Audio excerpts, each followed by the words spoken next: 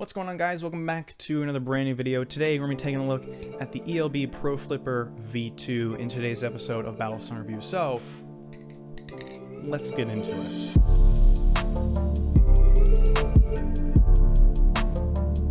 First though, I want to thank you guys for helping me reach 2,000 subscribers. I actually discovered this today. Not only that, but I also found out that I'm very late to that. I found out this morning and I saw that there were 145 people added on top of that 2,000 subscriber goal. So thank you guys a lot for helping me reach another goal that I was excited to reach. Just thank you. Thank you to all the people that are sticking around, and thank you to all the new people who enjoy the content and hit that sub button. Also, reminder, if you want to hear the notifications about me posting videos early, or if you don't follow my Instagram at all and don't get to see my story and saying I'm about to post this video, hit the notifications bell. I know YouTube is pretty shitty when it comes to giving people notifications, but hitting that bell actually gives you the notification so you know when I upload instead of just finding out 2 weeks later when the video is 2 weeks old. That's just a bit of advice for me. I normally hit the bell when I subscribe to someone that I want to watch, so it just helps me because you get to see the videos first and help me know that you're supporting me, but it also helps you so you get to see my content first. So the ELB Pro Flipper V2 is one of the 3 knives in the Pro Flipper lineup. There are 3 of them, the V1, the V2, and the V3. I have the V2, but I've also tried the V1, the predecessor of this knife, and there are a lot of changes to this knife that are very good, so I want to talk about it. First and foremost, the V1 in terms of styling is, how can I describe it? It's a looker, and a lot of people really seem to complain about the Tanto blade specifically. Not in terms of styling, I actually kind of like the huge, massive, and fat Tanto blade look. It looked very nice, very intimidating, kind of like a chopper style Tanto blade, but it made the knife flip bad. People gravitated towards the Bowie blades because they were better for being a more neutral flipper, but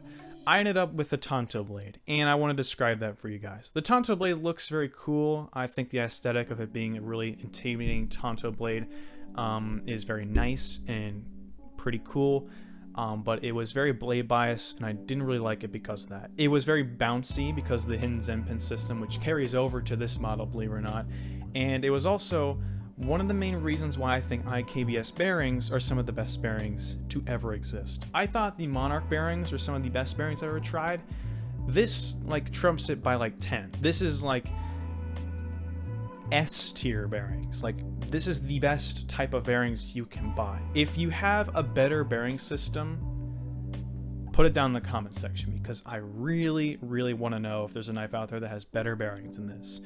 These are some top-notch bearings. The styling also was very rudimentary. It was very rough, but that's just because that was the first of the upcoming 2 other knives down the line, and he definitely improved on the way. Let's talk about the V2, because there are definitely some things that carried over from the V1, but also some very big changes. One of the biggest changes is the styling change. This has changed drastically in looks, but also kind of sticks with some of the things fundamentally that you've seen on the V1. First and foremost, believe it or not, this is the Tanto blade, as you can see here, and I think this is one of the nicest looking Tanto blades here. I really love the upswept Tanto on the Monarch, but this takes the cake in just being downright sexy. I mean, this knife is hot, and it looks very nice. It's very polished. You can see all the bevels there, the little bevel up here.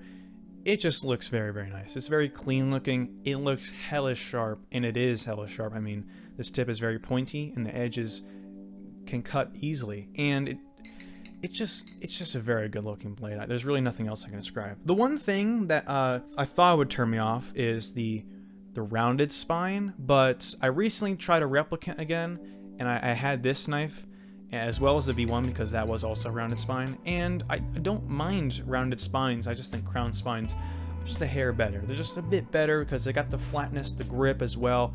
But rounded spines are pretty comfortable, and I think they're a bit more comfortable than crown spines on certain knives. The crown spine isn't too bad. These are also on Zen pins as well, just like the V1, and they are really bouncy. They are really bouncy, mostly because they're hidden Zen pins. They're not screwed in stupid replicant Zen pins that always snap on you. They don't show any screws in the front. You can't see that there's any Zen pins in there unless you look on the side there, which as you can see, there's some pins in there. They simply sit between the handle slabs and just kind of sit in gaps in there. They're just little pieces of metal and they act as a Zen pins. It's pretty basic. The Zen pin nipple is very similar to the original V1, but the thinness of this width right here is definitely decreased. That's one of the things that I definitely noticed picking this up for the first time. It's not how good it flipped, but how skinnier it was than the original V1. The V1 was very fat in width to compensate for that Tonto blade.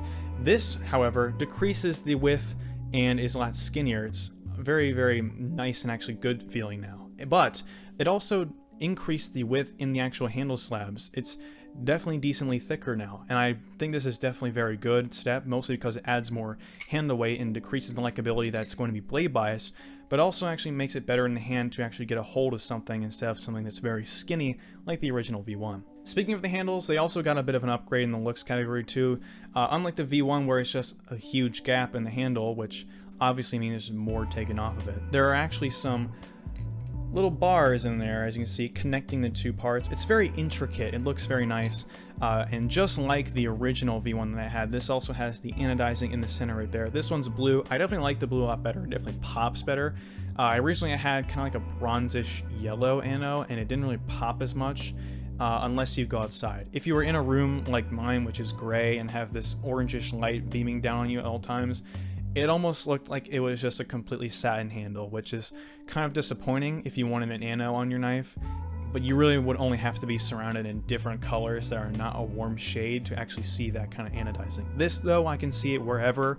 It looks very nice. Also, a big change on the V2 is latchless spacers. I didn't mind the not latchless spacers on the V1, but I thought it definitely could use more handle weight, and one way to do that would be latchless spacers. Another thing that is also very noticeable is that it's simple. It's just a very simple and elegant design that you get from this French concept. It's very, very nice. The biggest simplification on this knife is the fact that there are not two spacer screws for the spacers anymore. There is just one screw each side on each handle, and I like that a lot. The replacement for the second screw is very similar to the Zen pin situation, is like a hidden pin that just connects them and sits them inside of the handle slabs. It works very, very well. Also, it seems like there might have been an idea for a latch on this knife, which I'm glad I didn't go through. You can kind of see some notches right here on this handle right here, which just kind of connects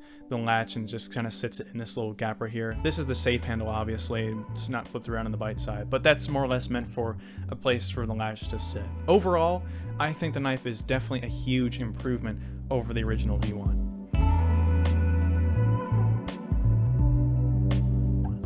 In terms of flippability, it's a massive, massive improvement. It's a lot more neutral, definitely has some more weight going to the handles, and because of that, I have to give my props. This is definitely a big step up from the original V1 that was drastically blade biased. In terms of score, how can I score it?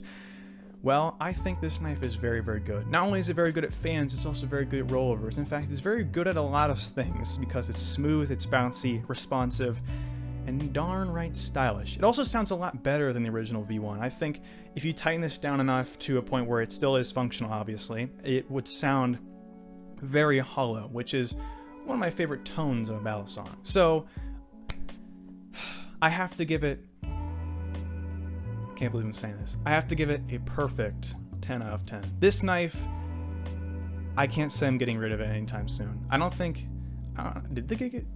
I think the Gigas, if it was still here, still would give it a 10 out of 10. Obviously, it's a fantastic fucking knife, but this gets a 10 out of 10 for me. I mean, I have to give it a 10 out of 10. There's no way I can't give it 10 out of 10. It's just like one of the knives that actually made me feel like, damn, this is perfect. Not only that, but I waited an entire month to find this knife, so I kind of had to give it a score and actually feel this knife for myself after hyping it up my head for so long. But anyways, thank you guys for watching. I hope you got some info out of this video.